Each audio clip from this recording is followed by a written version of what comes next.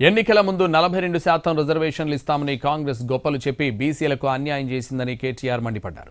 రిజర్వేషన్ల పేరుతో బీసీలపై కాంగ్రెస్ భస్మాసుర హస్తం పెట్టిందని ఎంపీ లక్ష్మణ్ విమర్శించారు. పార్టీ పదవుల్లో బీసీలకు సామాజిక న్యాయం చేయని బీఆర్ఎస్ బీజేపీ నేతలు బీసీ రిజర్వేషన్లపై మాట్లాడతారా అని పొన్నం ఫైర్ అయ్యారు.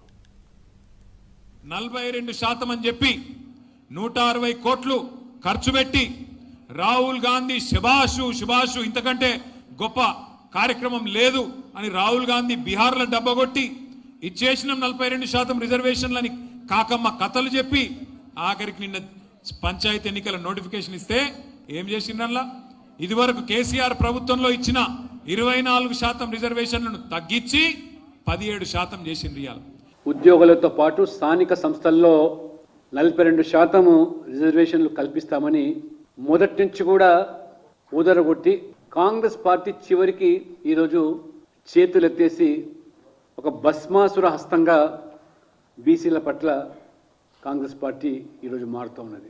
పంచాయతీ ఎన్నికల్లో 42% రిజర్వేషన్ల కోసం జీవో 46 తీసుకొచ్చి ఏ రకంగా ఇవాళ బీసీలను మోసం చేస్తూ ఉన్నది, దగా చేస్తున్నదో చాలా స్పష్టంగా కనీసం 20% కూడా రిజర్వేషన్లు ఇవ్వకుండా 17% మాత్రమే. వీళ్ళ చరిత్ర తెలుసా? వాళ్ళ పార్టీలో సామాజిక న్యాయం ఇవ్వాలి. President, working president, CLP leader ఒకటే కుటుంబం.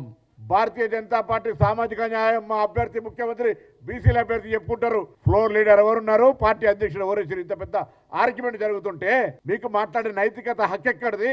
మీరు సామాజిక న్యాయం గురించి మాట్లాడేటువంటి పరిస్థితి ఉందా? ఇలా సామాజిక న్యాయానికి కాంగ్రెస్ ఛాంపియన్ ముఖ్యమంత్రి ఒక వర్గం అయితే ప్రదేశ్ కాంగ్రెస్ అధ్యక్షుడు ఒక వర్గం, ఉప ముఖ్యమంత్రి ఇంకొక వర్గం ఆలోచన చేయాలి.